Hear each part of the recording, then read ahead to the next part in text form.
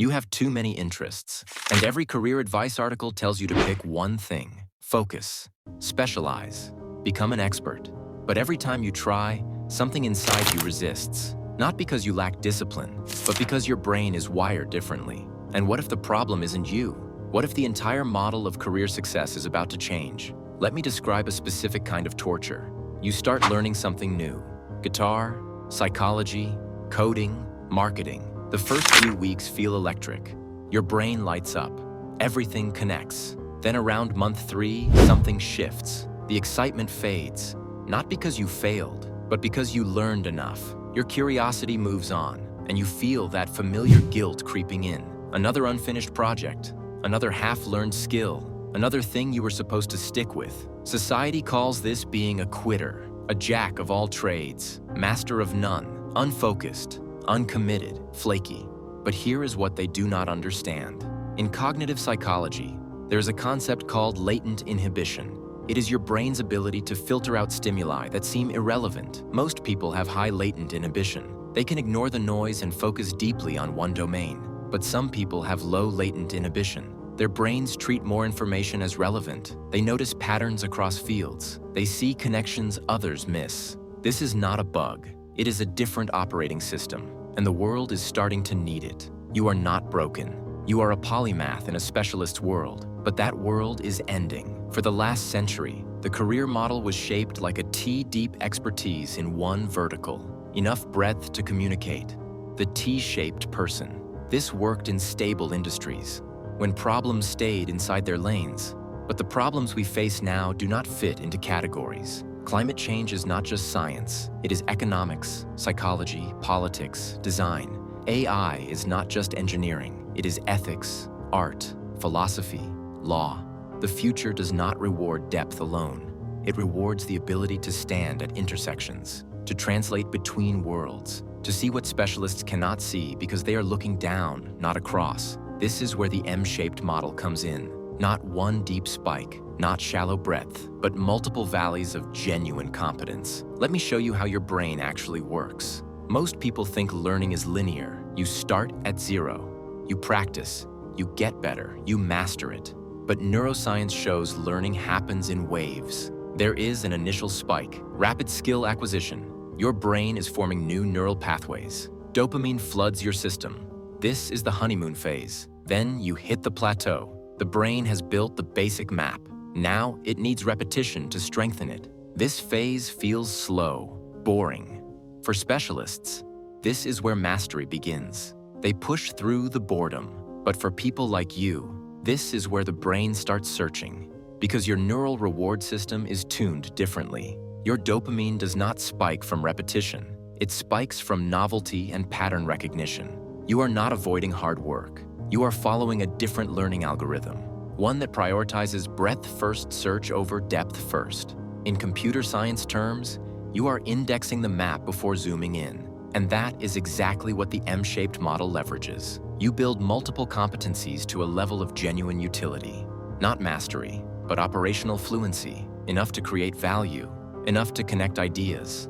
Think of it like this. A specialist is a well, deep, narrow, reliable in one location. You are a river system. You flow through multiple territories. You carry nutrients from one place to another. You create ecosystems specialists cannot. So how do you actually build an M-shaped career? Here are 5 principles grounded in how your brain works. Principle 1, the 3-domain rule. Choose 3 core domains, not 30, not 1, 3.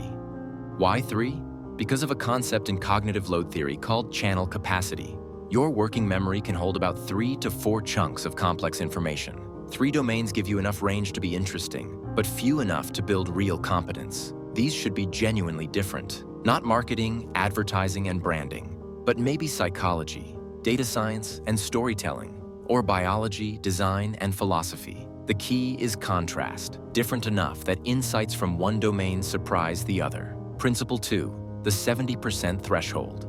You do not need to be the best in each domain. You need to reach 70% competence.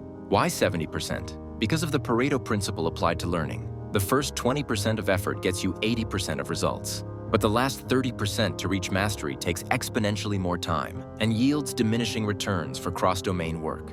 At 70%, you know enough to create value, to have meaningful conversations with experts, to see patterns. This is not about being mediocre. It is about being strategically excellent across multiple fronts. Principle 3, the connector project. Do not keep your domains separate. Your power is in the collision. Every 6 months, create one project that forces all 3 domains to work together. This is where your brain will light up, because you are doing something almost no one else can do. A psychologist who codes can build mental health apps. A biologist who writes can translate research into culture. A designer who understands economics can create systems that change behavior. This is called integrative complexity in psychology. The ability to hold multiple perspectives simultaneously and synthesize them. It is one of the strongest predictors of creative breakthroughs. Principle 4, the anti-resume. Keep a document of things you have learned and stopped, not as failures, as investments. Every skill you explored created neural infrastructure, even if you did not master it. Pattern recognition is built on diverse exposure. Your ability to learn new things faster improves with each domain you touch. This is called transfer learning in neuroscience. Skills scaffold onto each other in unexpected ways. That month you spent learning music theory helps you understand code syntax. That course on philosophy sharpens your product thinking. Nothing is wasted. Principle 5, identity flexibility. Stop trying to answer the question, what do you do? With one word. Your identity is not a noun. It is a verb, a process. You are someone who explores the intersection of X, Y, and Z. This is not vague. It is precise in a different way. In narrative psychology, we know that people with flexible self-concepts adapt better to change. They experience less identity crisis when industries shift, because their identity is not tied to a job title. It is tied to a way of thinking. Let me bring this together with one simple mental model. Imagine your career as a map. Specialists climb one mountain, higher and higher. The view from the top is incredible, but it is one view. You are building a mountain range, multiple peaks, and the magic is not at the summits. It is in the valleys between them, because that is where no one else is walking. That is where new ideas grow. The M-shaped future is not about being scattered. It is about being strategically diversified in a world where industries collapse overnight, where AI automates specialists, where the most valuable problems exist between categories.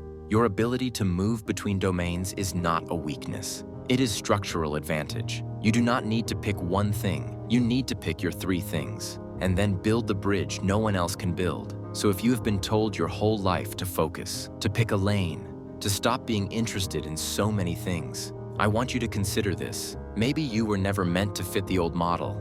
Maybe your brain was built for what comes next. Not mastery of one, but fluency across many. Not the deepest well, but the river that connects them. The world does not need more specialists. It has plenty. What it needs are translators, connectors, people who can stand in the space between and say, I see something you both missed. That has always been you. You just did not have the language for it yet. Now you do.